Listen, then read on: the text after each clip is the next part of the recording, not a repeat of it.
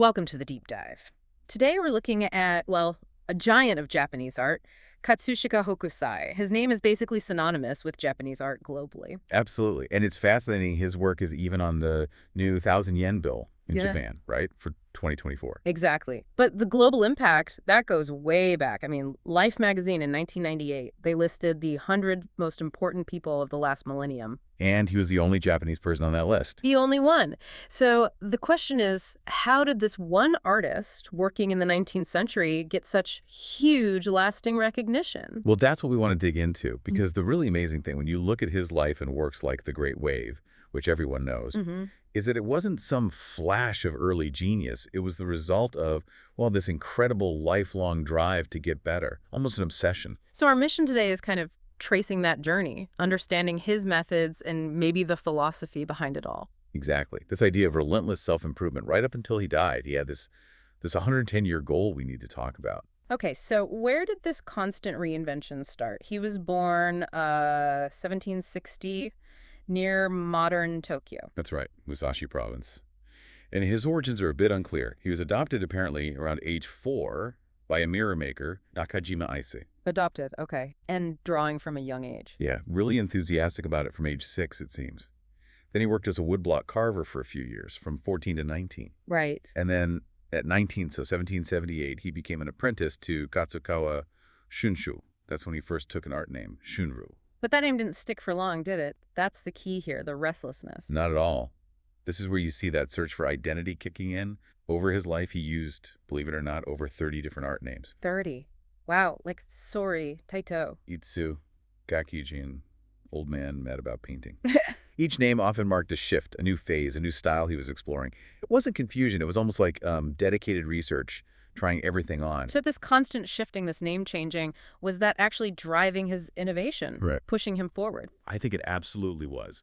He wasn't afraid to just leave behind something he'd mastered to tackle the next thing. And eventually, this led him to landscapes, which is where we get his most famous works. Right, the 36 views of Mount Fuji. Now, that includes the Great Wave and Red Fuji. Yes, Kaifu Kaisi. And incredibly, these were published when he was in his early 70s. 70s, that's amazing. Most people are winding down then. Exactly. And alongside these, he was also working on the Hokusai Manga, starting back in 1814. These weren't comics as we think of them, but more like sketchbooks, instructional drawings, showing how to draw almost anything. Hugely influential. So what was the method? How did he achieve this massive success so late in life? Well, he approached art almost like a scientist, always researching.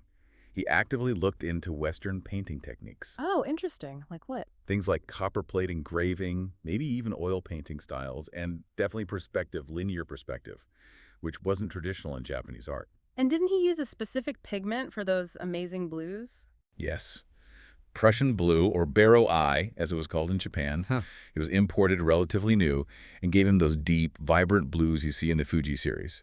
He just kept shifting focus actor prints early on, then historical illustrations for popular novels, yomahan, and finally landing on landscapes.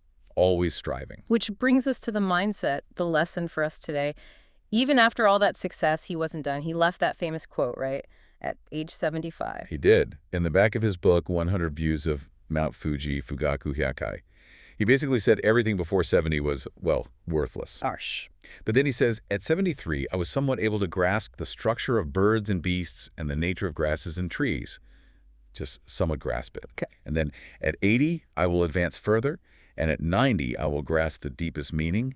At 100, I will surely reach the divine realm. At 110, every dot and line will be alive. Wow. So mastery was this impossible goal, always out of reach. Completely. And there are stories, reportedly that even at 80, he was found weeping because he felt he couldn't draw a cat perfectly. 80 years old. Still pushing like that. He kept drawing right up until his death at 88 in 1849.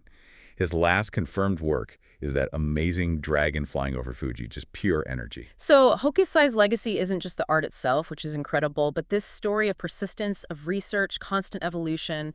It even sparked the Japonism movement in Europe. It really did reshape Western art in the late 19th century. He's maybe the ultimate example of lifelong learning. And that ambition never faded. Never. Apparently, his very last words were something like, if heaven grants me 10 more years.